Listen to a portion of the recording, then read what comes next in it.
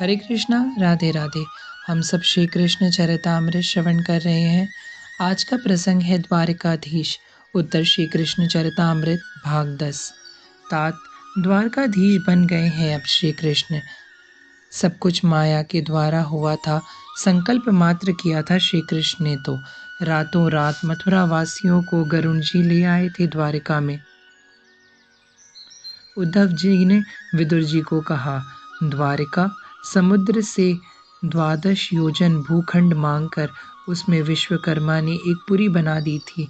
यह श्री कृष्ण का धाम बना तो इसका नाम सप्तपुरियों में भी आया और चारों धाम में भी आता, क्यों नहीं भगवान श्री कृष्ण जिसे अपना बनाए उसकी महिमा तो बढ़नी ही थी। तात उग्रसेन ही राजा थे द्वारिका के भी, पर उनका राजा होना कोई महत्व नहीं रखता था। इस बात को वो भी जानते थे, इसलिए द्वारिकाधीश तो श्री कृष्ण ही कहलाए। द्वारिका का हर भवन भिन्न भिन्न रंगों का था। राशि के आधार पर रंगों का चयन था। ये अद्भुत वस्तु कौशल दिखाया द्वारिका ने देवशिल्पी द्वारा। द्वारिका के यातायात के लिए समुद्र में एक सेतु की संरचना भी की गई थी, किंतु इस सेतु की विशेषता यह थी कि जब चाहो इसे उठाया जा सकता था।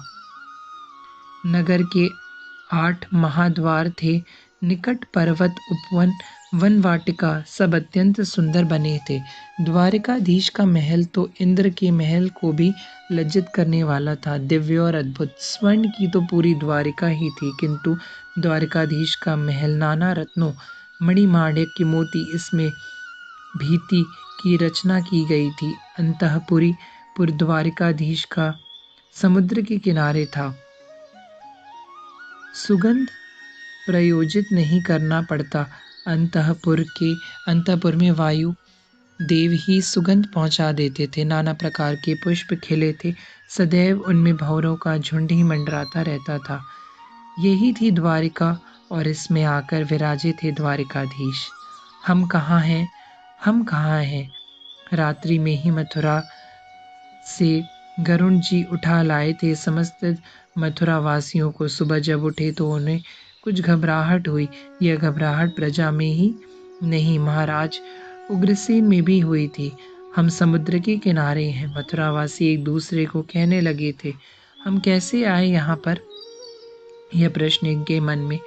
किंतु उसी समय नभ से देवर्षि नारद जी उतरे और द्वारिकापुरी को देखते ही आह्लादित हो गए थे। समस्त नर नारियों ने प्रणाम किया देवऋषि को और प्रश्न करते वो लोग कि उससे पहले ही देवऋषि बोले, आप लोग सुरक्षित हैं। अरे श्री कृष्ण की कृपा की छाया में जो हो वह सुरक्षित हो ही नहीं सकता। ये द्वारावती है और श्री कृष्ण के समर्थ हाथों में है। आप लोग चिंता क्यों कर रहे हैं? कल्पवृक्ष, चिंतामणि आदि इसी भूखंड में विराजमान कर दिए हैं श्री कृष्ण ने। देवऋषि बोले, स्वर्ग का पारिजात भी वह लेकर आएंगे, इसलिए आप लोगों का चिंतातुर होना श्री कृष्ण के प्रति अविश्वास की दर्शता है। आप लोगों के लिए सागर भी रत्नों का दान करता रहेगा। बस एक चिंता है। देवऋषि अपने स्वभाव के अनुरूप बोले। क्या? समस्त द्वारिकावासी पूछने लगे। श्री कृष्ण के परम धाम जाने के बाद यह धाम समुद्र में समा जाएगा, किंतु आप लोगों को छोड़कर जाएंगे नहीं। पहले श्री कृष्ण इसलिए निश्चिंत होकर श्री कृष्ण चरणों का निरंतर चिंतन करते रहे। देवऋषि अब जाने लगे थे, किंतु रुक गए फिर वो। अब तो महारानी आनी चाहिए, द्वारिका की महारानी। आप लोग ये नहीं चाहते हैं क्या? सब बड़े प्रसन्न हुए। देवऋषि, अब आप ही कृपा कीजिए। हम सब चाहते हैं विवाह हो हमारे श्री कृष्ण चंद्रजू का।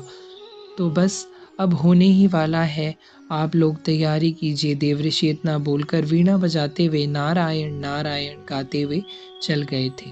तात अब आपको प्रतीक्षा थी कि श्री कृष्ण का विवाह महोत्सव हो। उद्धव बोले विदुर जी से। हरे कृष्णा, राधे राधे।